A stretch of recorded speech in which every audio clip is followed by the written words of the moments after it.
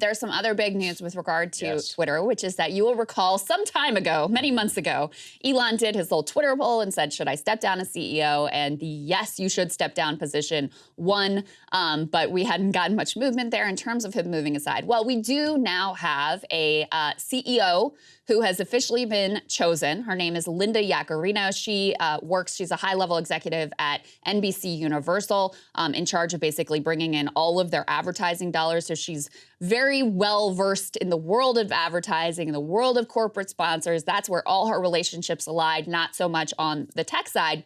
And she's kind of coming in for criticism from all corners, in terms of how she's likely to run Twitter, in terms of what her politics are.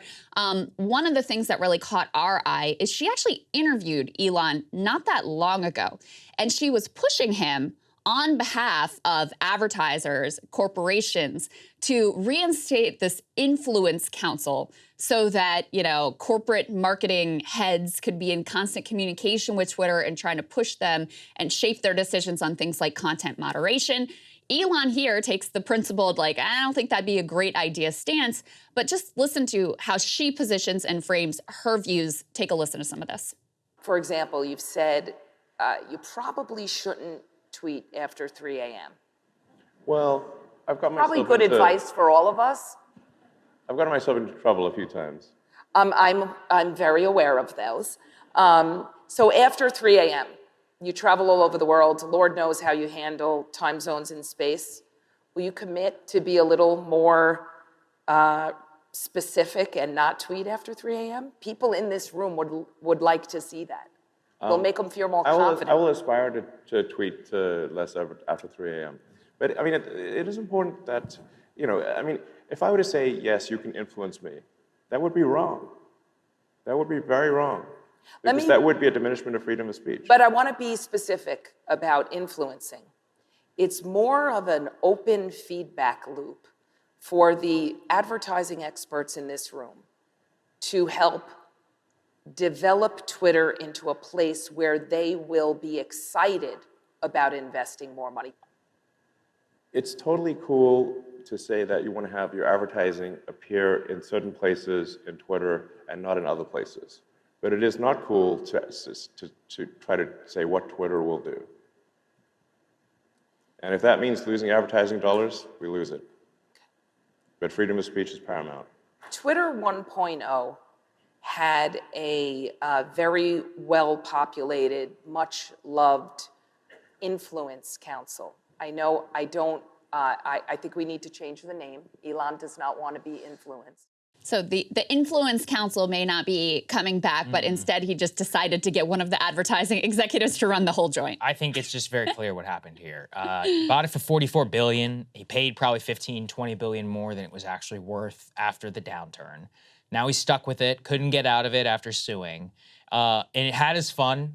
Tried Twitter Blue. It was a disaster by all accounts. He's not bringing in more than a couple $1 million per month, which is not going to cover the $5 billion in revenue that they were already making per year an annum on advertising. And don't forget, the $5 billion revenue that they were making actually was not enough to turn a profit. They were still running at a loss. So they probably need to make $6 billion. Well, I guess since he fired 90% of the staff or whatever, let's say it was less than that, because staff, at the end of the day, still was not some of the more significant operations that they were spending.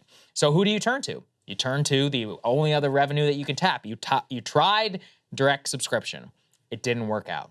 You got to go back to the advertisers. If you're going to the advertisers, you got to get a Madison Avenue beloved figure. Let's go ahead and put this up there on the screen. That's exactly what the Wall Street Journal and the business press are describing her as. Quote, meet Linda Yaccarino, Elon Musk's new Twitter CEO and the ad world's velvet hammer. Billionaire bets the NBC Universal executive with Madison Avenue ties will bring advertisers back to Twitter. And what do we learn from Linda Yaccarino? This is a long-time New York City kind of aligned Madison Avenue executive with deep ties to the media industry. They say she's regarded as sales machine, the velvet hammer, because of her hard-nosed negotiation tactics come wrapped in a friendly package.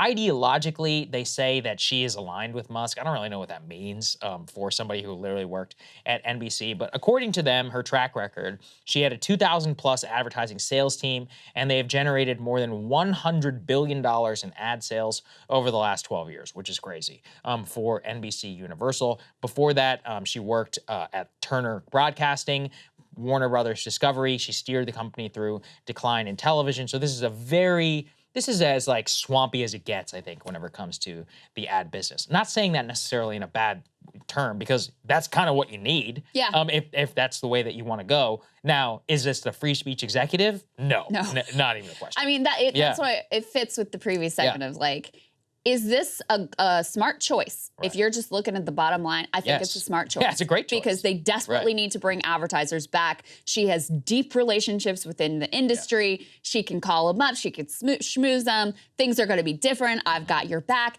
They tell a story actually in this Wall Street Journal article, just to give you a sense of how she would operate over at NBC Universal. There was some big placed, expensive ad for, I think it was General Motors, that ran during the Today Show, but it ran next to an advertisement that, painted some negative picture of like lithium, and they thought it was bad to have those two things together. So she immediately calls up GM, says, I'm gonna make it right, we're gonna run it again on the Today Show. So she's heightened sensitivity towards how these corporate executives and corporate advertisers are gonna think about where their ads are and what it's put up next to. That's gonna be her priority. She's gonna tell them, I have your back. And as we've said from the beginning, there's a reason why all of these platforms are run in a very similar way when it comes to content moderation. Yes. And it is not because of the government, actually. I mean, that's a piece of it. It's really overwhelmingly shaped by what are advertisers, what is corporate America going to be comfortable with. She's the expert at that. So again, is it an intelligent business decision to try to lure advertisers back? Yes, I absolutely think so. It's not like Twitter is like a complicated tech play. They've got their platform. They know generally what they're doing. They don't need a tech expert. They need someone who's going to be competent and has these relationships in the ad world. Is that remotely what Elon promised when he purchased this platform? Of course not. Not remotely. And, there's been a lot of reading the tea leaves of what her politics are. And ultimately, with someone like this, who's just, at heart, like a hard-charging capitalist executive, I don't know that the underlying what she thinks about Stop the Steal or whatever actually matters, because the bottom line is going to be the bottom line with this person. But there was a lot of upset, too, put this up on the screen, among a lot of Elon Musk fans, that she's very involved with the World Economic Forum. She chairs a committee there and has been involved for a number of years. And then on the other side, there was also upset from a lot of liberals and people on the left at some of the people that she follows and whose tweets she likes. I guess this is the part where maybe her politics theoretically are in line with Elon's, which is, she follows people like Lynn Wood and Sidney Powell and a lot of other right-wing figures as well. But again, I sort of think those pieces are a distraction from her core function, which is to make Twitter a place, once again, that is going to be comfy for advertisers and basically just bring it back to the old regime. People like this, their personal politics don't literally matter at all. Like they're in many ways, they are the ultimate chameleons. Like whenever you're selling somebody, you don't sell $100 billion worth of ads without being at all things to all people. You can be conservative when you need to. You can be the biggest lib whenever you need to. That's probably, honestly, she was probably able to schmooze him. I mean, the other thing is for somebody like this, I don't know why you would leave a multi-billion-dollar corporation to work for one of the most capricious people on the planet, who famously is hard charging with a tremendous level of risk. I mean, I guess if you do turn it around, you look like a genius, but almost nobody else has been able to last. I mean, so many other people who have worked for Elon. For example, there's a reason you don't really know the names of the junior executives at SpaceX or at Tesla. Elon is always the star at his companies. He'll work people into the ground. I'm not going to say he takes credit, because he is intimately involved and works just as hard as all of them, but it is clear in all these companies, it's all about Elon. Yeah. On the other hand, I never heard her name before, and now I have. Yeah, fair. You know, Right. she's the subject of a lot of news articles Right. and a lot of speculation and a lot of interest. And so, according to the Wall Street Journal report, she was really miffed that she hadn't been promoted higher within NBC Universal. There was a position that came open that she wasn't even considered for, and she was upset with that. She made no secret of the fact that she wanted to be in a CEO position.